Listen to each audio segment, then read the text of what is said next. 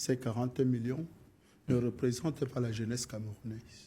Elle représente qui? Puisque on nous les a présentés comme la jeunesse camerounaise.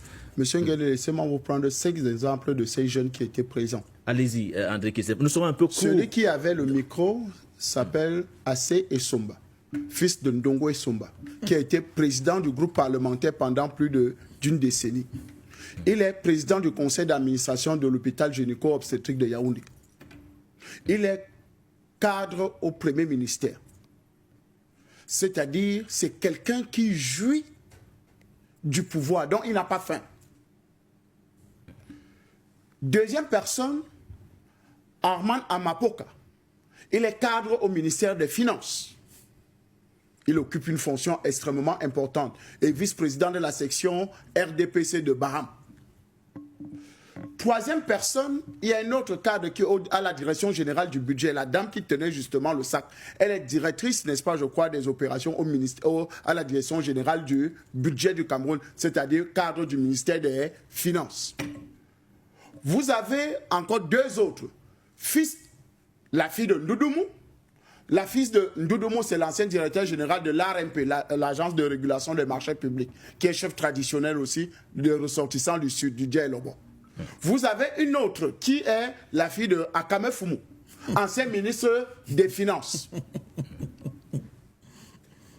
Tout ça pour dire quoi? Moi, un enfant de Tergal. Ceux qui étaient devant... Attendez, monsieur Nguyen, Tergal, Brazzaville, Nubel. Moi, j'ai quoi y voir avec cette affaire? Ceux qui portaient les 40 millions ne sont que ceux peut-être qu'on a mis en avant. Mais je dis, je peux vous faire je peux vous citer, s'il y avait 50 jeunes, je peux vous citer, n'est-ce pas, au moins, dans les 50 jeunes, au moins 40, que je connais personnellement. Qui sont dans la haute fonction. Mais qui occupent des fonctions extrêmement importantes. Ceux qui ont contribué à cet argent, ils sont maires, parce que je connais par exemple le maire de Dimako qui a cotisé, Tokamo Nteme, maire de Dimako, qui a cotisé. Le maire d'Atok, je prends les exemples par exemple chez moi à l'Est Cameroun. Oui. Le maire d'Atok a cotisé. Ils sont nombreux comme ça qui ont cotisé. Et il est vice-président, je crois, de l'organisation dans Logis. Donc, vous voyez que... Mais vous parlez tout de même d'une jeunesse, hein, André Kessel-Fanga. Cette jeunesse ne souhaite pas qu'il y ait justement ce renouvellement. Pas une jeunesse qui souffre comme la mienne. On pourrait penser... On a 20 millions de jeunes. On pourrait penser à un paradoxe. On a 20 millions de jeunes. Ben Sikiner, Bayam Selam, commerçants, tacleurs, qui sont là, qui ne se reconnaissent pas à cette jeunesse-là. Moi-même, je ne me reconnais pas à cette jeunesse-là, malgré que je les connais tous. Parce que la plupart, c'est des fils à papa. C'est des hauts cadres de l'administration camerounaise, c'est-à-dire ceux qui bénéficient, qui mangent 3 fois par jour, qui ont tous les privilèges de la République. Donc vous ne pouvez pas vous ne pouvez pas prendre cette jeunesse-là pour dire que c'est un exemple de jeunes qui contribuent, n'est-ce pas, à la cagnotte ou bien à la réélection du président Paul Biya, qui paye la caution.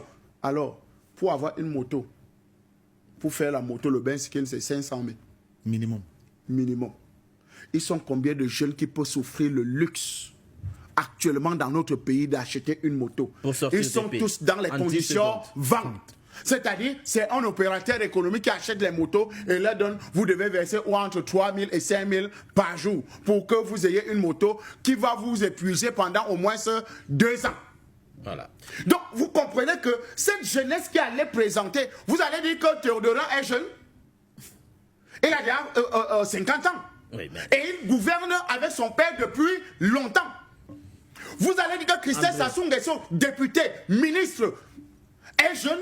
Vous allez dire que Noureddine Bongo, qui était là, qui voulait aussi prendre le pouvoir à la place de son père, est jeune. Alors que c'est eux qui ont été nourris à la mamelle, n'est-ce pas, charnue de la République. Non, c'est ne représente. La plupart sont sortis de l'ENAM, la plupart sont sortis des grandes écoles, la plupart, n'est-ce pas, et pas parce qu'ils sont compétents, pas parce qu'ils étaient les plus intelligents, mais parce qu'ils bénéficient du parrainage.